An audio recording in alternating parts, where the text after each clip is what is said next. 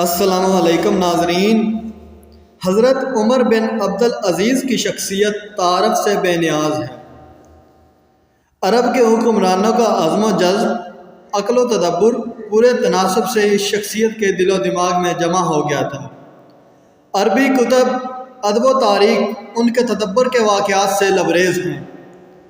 ہمیشہ ان کی سیاست کامیاب و کامران رہی۔ وہ اپنے زمانے کے اہل اللہ اور مقرب اللہ تھے۔ جب خلیفہ ولید نے حضرت عمر بن عبدالعزیز کو مدینہ منورہ کا گورنر بنایا تو آپ نے فرمایا کہ میں اسی شرط پر گورنری منظور کرتا ہوں کہ مجھے پہلے گورنروں کی طرح ظلم و استبداد پر مجبور نہ کیا جائے۔ خلیفہ نے کہا، آپ حق و عدل پر عمل کریں، خواہ خزانہ شاہی کو ایک پائی بھی نہ ملے۔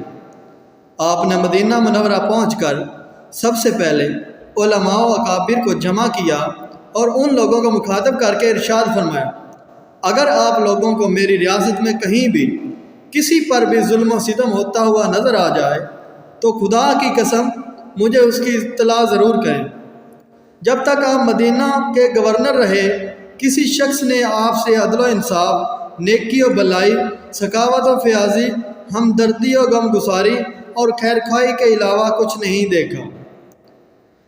خلیفہ سلیمان کی آخری بیماری میں اس سراپا عدل و انصاف کے پیکر کو شک ہوا کہ وہ کہیں آپ کو اپنا نائب اور جانشین نہ مقرر کر دے۔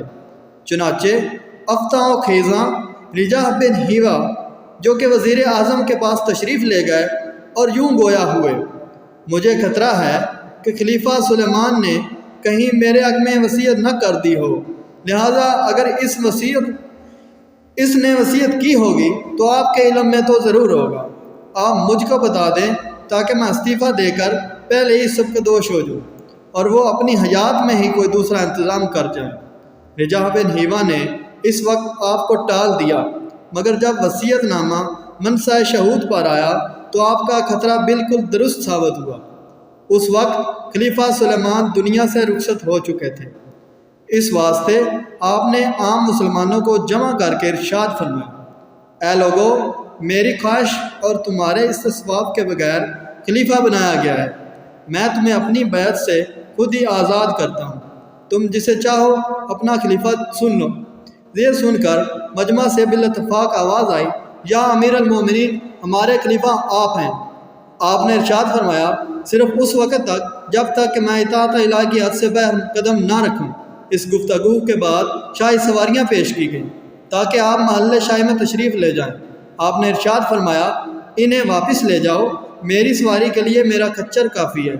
جب علماء نے ممبر پر حسب رواج آپ کا نام لیا اور درود و سلام بھیجا تو آپ نے فرمایا، میرے بجائے سب مسلمان بندوں میں مردوں اور عورتوں کے لیے دعا کرو، اگر میں مسلمان ہوں گا تو یہ دعا مجھے بھی خود بخود پہنچ جائے گی۔ ان تمام کارروائیوں کے مکمل ہونے کے بعد آپ اداس چہرے، حیران آنکھوں اور اڑے ہوئے رنگ کے ساتھ گھر آئے اور لونڈی نے دیکھتے ہی کہا، آپ آج اس قدر پریشان کیوں ہیں؟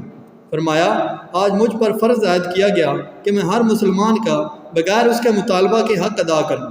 آج میں مشرق و مغرب کے ہر یتیم و مسکین کا، ہر بیوہ و مسافر کا جواب دہ بنایا گیا ہوں۔ پھر مجھ سے زیادہ قابل رحم اور کون ہو سکتا ہے؟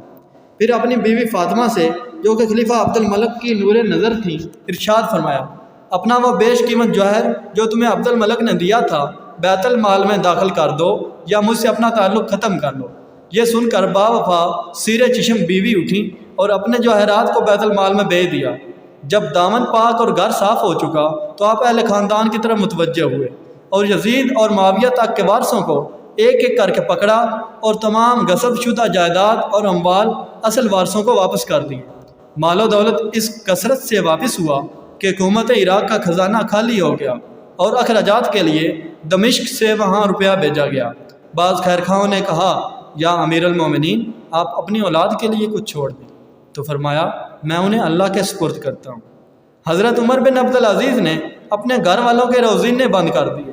جب انہوں نے تقاضا کیا تو فرمایا، میرے اپنے پاس کوئی مال نہیں ہے اور بیت المال میں تمہارا حق بھی اسی قدر ہے جتنا کہ اس مسلمان کا جو سلطنت کے آخری کنارے پر آباد ہے۔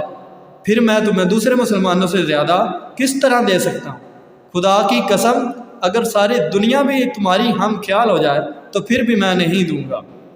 حضرت عمر بن عبدالعزیز نے اپنی سلطنت کے اندر مسلم اور غیر مسلم کے شہری حقوق کو یکساں کر دیا۔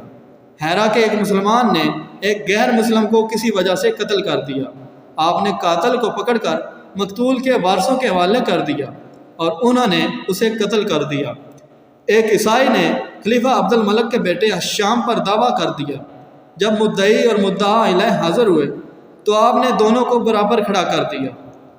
حشام کا چہرہ اس بے عزتی پر فرط غضب سے سرخ ہو گیا۔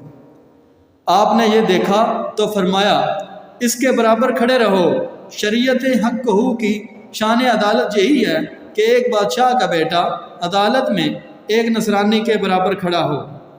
حضرت عمر بن عبدالعزیز کا دور حکومت صرف 2.5 سال ہے۔ اس مختصر اور قلیل مدت میں خلق خدا نے یوں محسوس کیا کہ زمین و آسمان کے درمیان عدل کا ترازو کھڑا ہو گیا ہے اور فطرت الہی خود آگے بڑھ کر انسانیت کو آزادی، محبت اور خوشحالی کا تاج پہنا رہی ہے۔ لوگ ہاتھوں میں خیرات لیے پھرتے تھے مگر کوئی محتاج نہیں ملتا تھا۔ یہاں کوئی حاجت مند باقی نہیں رہا اور عطیات کو واپس کر دیتے تھے۔ عدی بن ارطاد والی فارس نے آپ کو لکھا کہ یہاں خوشحالی اس قدر بڑھ گئی ہے کہ عام لوگوں کے کبر و غرور میں مبتلا ہو جانے کا خطرہ ہو گیا۔ آپ نے جواب بھیجا، لوگوں کو خدا کا شکر ادا کرنے کی تعلیم دینا شروع کر دو۔ ناظرین، اگر آپ کو ہماری یہ ویڈیو پسند آئی ہے تو ہمارے چینل جی کے وائس کو سبسکرائب کر دیں، لائک کر دیں اور گھنٹی کے بٹن کو دبا کر آل پر کلک کر دیں تاکہ آگے آنے والی تمام ویڈیو آپ تک آسانی سے پہنچ سکیں۔ اور اب تک کے لیے اللہ حافظ۔